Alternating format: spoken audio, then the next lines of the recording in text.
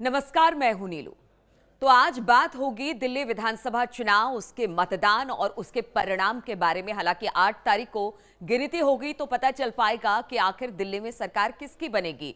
आप एक बार फिर से सरकार में आएगी या बीजेपी का जो सूखा था दिल्ली में वो खत्म होगा।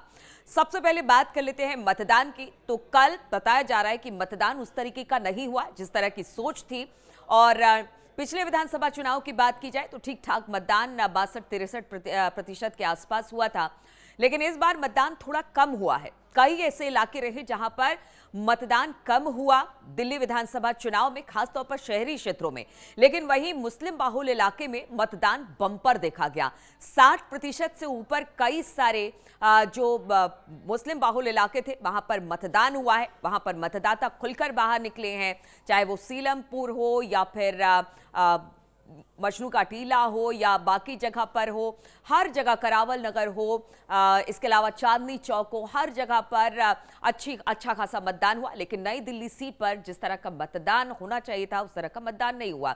हालांकि देखिए, ये हाई प्रोफाइल सीट है, खासतौर पर जो नई दिल्ली सीट है वहां से परवेज वर्मा खड़े हैं, उसके बाद अरविंद केजरीवाल वहां से खड़े हैं, संदीप दीक्षित वहां से खड़े हैं। लेकिन अब देखिए, अब जो एग्जिट पोल के नतीजे आ रहे हैं उसमें 10 में से 8 ऐसे एग्जिट पोल के नतीजे हैं जो ये बता रहे हैं कि दिल्ली में इस बार बीजेपी का सूखा खत्म होगा। बीजेपी जिसका इंतजार दिल्ली में सरकार बनाने का कर रही थी, उसकी सरकार बनती हुई दिखाई दे रही है। हालांकि देखिए, एग्जिट पोल एग्जिट पोल नहीं है, ये जब तक मतगणना नहीं हो जाती है पता नहीं चल पाता है, लेकिन संकेत बीजेपी की तरफ पॉजिटिव दिखाई दे रहे हैं। मैंने जो एग्जिट पोल अभी देखा है, मुझे लगता है हमारा एग्जैक्ट पोल एग्जिट पोल से भी बहुत अच्छा होने वाला है।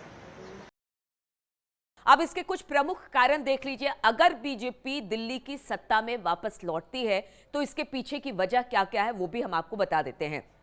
चुनाव प्रचार इस बार खास तौर पर आपके भ्रष्टाचार को लेकर बीजेपी ने किया। उन्होंने कहा कि जिस तरह से शराब घोटाला दिल्ली में हुआ वो एक बड़ी वजह बनी। इस बार मुद्दे को लेकर जो बीजेपी उठाना चाह रही थी वो मुद्दा बना। लोगों ने अगर वो बीजेपी को सत्ता में लेकर आती है तो एक प्रमुख वजह शराब घोटाला भी रहा। दूसरा, वादे। आपने बहुत सारे वादे किए दिल्ली की जनता से, लेकिन उन वादों पर आप खरा नहीं उतरी, जिसकी वजह से जनता का मोह भंग आपसे होगा अगर दिल्ली में बीजेपी की सरकार आती है। तीसरा बड़ा मुद्दा बना यमुना के पानी को लेकर बड़ा बवाल मचा। लगातार प्रचार के दौरान यमुना के जल, यमुना में जहर मिलाने या फिर साफ यमुना की बात सामने आई, वो भी एक प्रमुख कारण। यानी 3 कारण हो गए। पहला कारण जो भ्रष्टाचार था, दूसरा कारण वादे ना करना, तीसरा कारण यमुना, चौथा कारण हम आपको बता दें क्या मोदी का फैक्टर यहां पर चल गया। नरेंद्र मोदी ने जिस तरह की बातें की कि आप नहीं आपदा है, दिल्ली की जनता इस आपदा से त्रस्त आ चुकी है, वो भी एक बड़ा मुद्दा दिल्ली चुनाव में बना। और अगर 5वें मुद्दे की बात की जाए तो मुख्यमंत्री योगी आदित्यनाथ हिंदुत्व की बात यहां पर बीजेपी करती दिखाई दी। हिंदू एजेंडे के साथ वो इस बार चुनाव में उतरी। डबल इंजन की सरकार की बात उन्होंने कही, उन्होंने विकास की बात की। तो ये जो 2-3 कारण और थे वो 5वें प्रमुख कारण के तौर पर दिखाई दे रहा है। अब देखना होगा कि दिल्ली की जनता ने किस पर विश्वास जताया है। जो वोटिंग प्रतिशत है वो क्या कह रहा है। कम वोटिंग प्रतिशत क्या आपके लिए अच्छी खबर लेकर नहीं आएगा, बीजेपी के लिए अच्छी खबर लेकर आएगा, या जो मुस्लिम बहुल इलाके में जो मतदान हुआ है और भारी भरकम मतदान हुआ है वो आपके लिए अच्छी खबर लेकर आएगा शहरी क्षेत्रों में, या फिर बहुत सारी ऐसी जगह है जहां पर लोग खुलकर मतदान करने नहीं निकले, उसके क्या मायने हैं। तो 8 तारीख का इंतजार करना पड़ेगा। लेकिन अगर बीजेपी सत्ता में आपको उखाड़ कर आती है तो कुछ प्रमुख कारण हमने आपको बताया, जिसमें से 5 प्रमुख कारण है। जो प्रचार हुआ उसको लेकर बीजेपी जबरदस्त तरीके से अपने सारे दिग्गजों को उसने खड़ा किया। हालांकि आपने भी जबरदस्त कैंपेनिंग कर ली है और अब जनता वोट कर चुकी है। मतगणना के दिन यह पता चल पाएगा कि आखिर दिल्ली में किसकी सरकार बनेगी।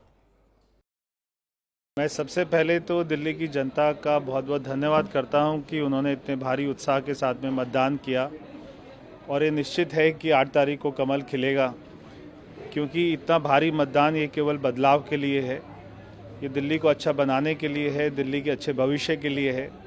तो मैं सभी का बहुत बहुत धन्यवाद करता हूँ। कांग्रेस को भी एक सीट मिल सकती है और आप पार्टी की सीटें भी कम हो रही है अब। देखिए, एक बात तय है कि दिल्ली में कमल खिल रहा है, दिल्ली में भारतीय जनता पार्टी की सरकार बन रही है। तो हमारे सामने चुनौती रहेगी कि जो सारी 11 साल की नाकामियाँ थी, हमें उसको तो ठीक करना ही है। बहुत सारे अच्छे काम करने हैं। मोदी जी के साथ में मिलकर दिल्ली में एक अच्छी सरकार बनेगी, दिल्ली में सुशासन देंगे, दिल्ली में यमुना मैया को साफ़ करेंगे, दिल्ली में झुग्गी वालों को उनका पक्का मकान देंगे और हमारे बेरोजगार बच्चों को रोजगार देंगे। बहुत सारे काम करेंगे। आप कितने कॉन्फिडेंट हैं? अरविंद केजरीवाल आपके अपोजिट में लड़ाई लड़ रहे हैं, तो आप कितना अभी आत्मनिर्भर, आत्मविश्वास से दिखाई दे रहे हैं? देखिए, अरविंद केजरीवाल जी पूरे कॉन्फिडेंट है कि वो हार रहे हैं।